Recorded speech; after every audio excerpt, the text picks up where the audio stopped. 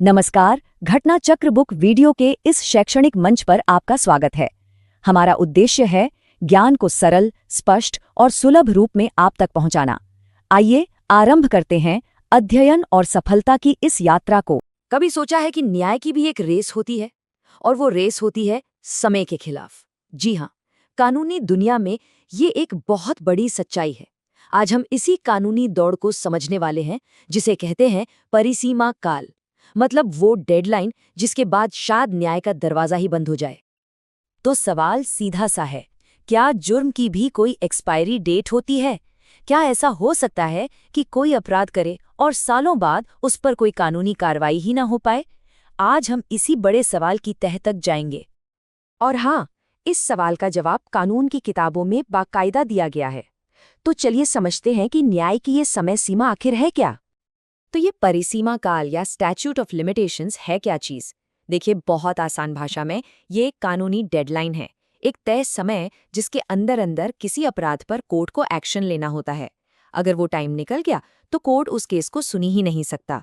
अब इसके पीछे सोच ये है कि एक तो वक्त के साथ सबूत कमजोर हो जाते हैं, और दूसरा, किसी भी इंसान पर हमेशा के लिए केस की तलवार लटकती नहीं रहनी चाहिए। ठीक है, डेडलाइन होती है, ये तो समझ आ गया, पर सवाल ये है कि ये डेडलाइन है कितनी? चलिए देखते हैं कि कानून अलग अलग जुर्मों के लिए कितना वक्त देता है। यहाँ एक बहुत सीधा सा हिसाब है। टाइम लिमिट अपराध की सजा से जुड़ी हुई है। अगर कोई ऐसा जुर्म है जिसकी सजा सिर्फ जुर्माना है, तो बस 6 महीने का वक्त है। अगर सजा 1 साल तक की जेल हो सकती है, तो टाइम लिमिट भी 1 साल।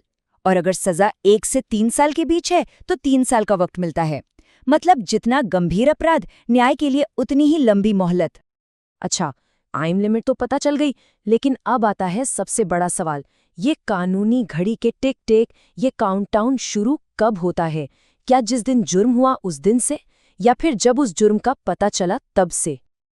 देखिए, आम तौर पर तो नियम यही कहता है कि गिनती उसी दिन से शुरू हो जाएगी जिस दिन अपराध हुआ, लेकिन कानून यहाँ बहुत समझदारी दिखाता है। सोचिए, अगर पीड़ित को या पुलिस को जुर्म के बारे में पता ही बहुत बाद में चले तो ऐसे मामलों में गिनती उस दिन से शुरू होती है जिस दिन अपराध का पता चलता है। और यही बात तब भी लागू होती है जब अपराधी की पहचान ही देर से हो। यह एक बहुत जरूरी नियम है ताकि न्याय का रास्ता बंद ना हो। तो क्या ये टिक टिक करती हुई घड़ी कभी बीच में रुक भी सकती है? क्या कोई पॉज बटन भी होता है? जी हाँ, बिल्कुल। कानून में कुछ ऐसी खास सिचुएशंस हैं जब ये काउंटडाउन कुछ वक्त के लिए थम जाता है। ये कानूनी घड़ी कई वजहों से रोकी जा सकती है। मान लीजिए किसी दूसरे कोर्ट ने कार्यवाही पर रोक लगा दी, यानी स्टे ऑर्डर दे दिया, या फिर केस चलाने के लिए किसी सरकारी विभाग से मंजूरी लेनी है और उसमें वक्त लग रहा है। तो जितना भी टाइम इन चीजों में लगता है ना, उसे टोटल टाइम लिमिट से हटा दिया जाता है। मकसद बस एक है, ये पक्का करना कि कानूनी दांवपेच या देरी की वजह से न्याय का गला न घुटे। तो अब तक हमने नियम देखे, लेकिन कानून सिर्फ नियमों का सेट नहीं है। असल मकसद तो न्याय करना है। तो चलिए देखते हैं कि हमारा कानून इन सख्त नियमों और सच्चे न्याय के बीच एक बैलेंस कैसे बनाता है। यहाँ कुछ और दिलचस्प बातें हैं।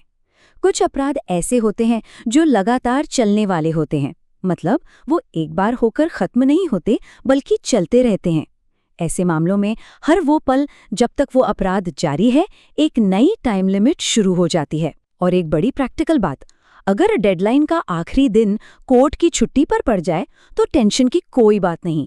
जब कोर्ट अगले दिन खुलेगा तब तक का समय मिल जाता है। और अब आते हैं इस पूरे सिस्टम के सबसे ताकतवर हिस्से पर, ये कुछ शब्द।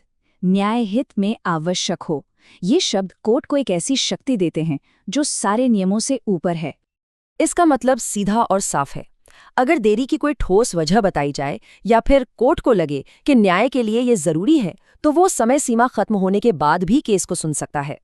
ये एक तरह का सेफ्टी वॉल्व है जो ये पक्का करता है कि तकनीकी नियम न्याय के आड़े ना आए, क्योंकि आखिर में मकसद घड़ी देखना नहीं, इंसाफ करना है।